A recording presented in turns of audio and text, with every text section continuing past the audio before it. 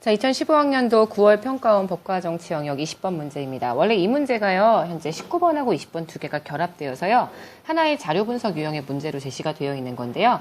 19번 문제가 비례대표 득표율 가지고요, 직접 비례대표 의석을 계산하는 형태의 문제인데, 저희 공무원 시험에서 나오기에는 너무 수치상의 내용들이 많아서, 소위 말하는 우리 정말 수학치인 우리 사회를 공부하시는 분들은요, 되게 어려워하시는 부분이기도 하고요. 사실 어려운 게 중요한 게 아니라 저희 공무원 시험에 시간 내에서 풀 수 있는 문제가 아니기 때문에 19번 문제는 제가 일부러 생략을 했고요. 공무원 시험에 출제가 되는 자료 분석은 대부분 계산 과정이 어렵지 않기 때문에 자료의 분석만 정확하게 해주시면 되거든요.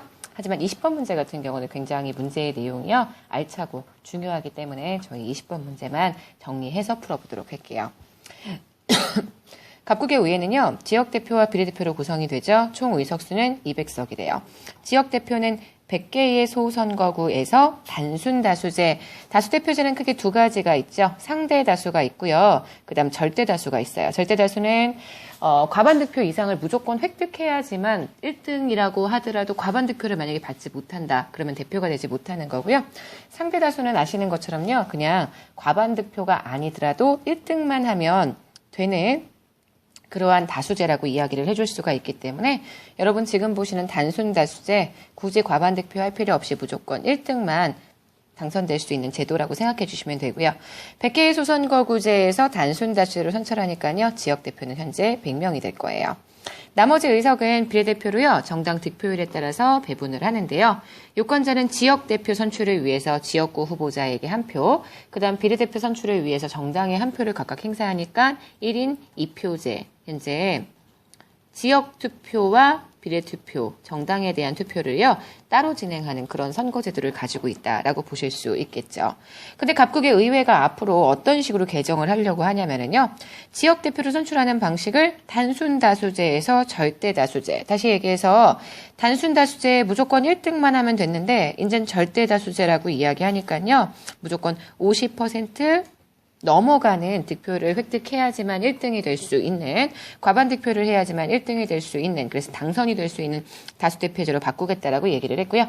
자, 비례대표 의석 배분 시의 최소 조건이 12% 이상이었나 봐요. 봉쇄 조항이 너무 셌죠. 그래서 이제는 5% 이상으로요. 다시 얘기해서 봉쇄 조항의 퍼센트를 좀 줄여서요, 군소정당도 정계에 진출할 수 있는 가능성을 높여주기 위한 내용들이 들어가 있다. 이렇게 보실 수 있을 것 같아요. 자, 그럼 20번 문제 한번 들어가 볼게요. 갑국의회가 선거제도를요, 현재 기역과 니은으로 개정할 경우 그랬을 때 나타날 수 있는 현재 결과에 대한 추론으로 가장 적절한 것은 이렇게 얘기했죠. 자, 일단 1번이에요.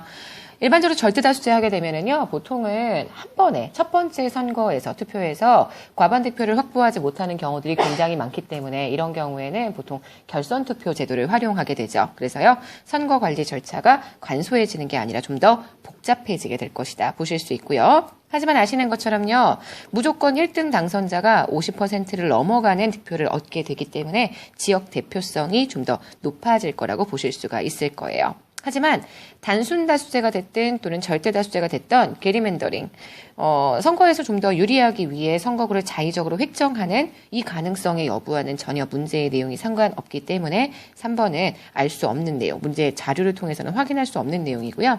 4번이에요. 니은 봉쇄 조항이 만약에 줄어들게 되면은요, 만약에 6%를 획득한 정당이 있다라고 한번 가정을 해보도록 합시다.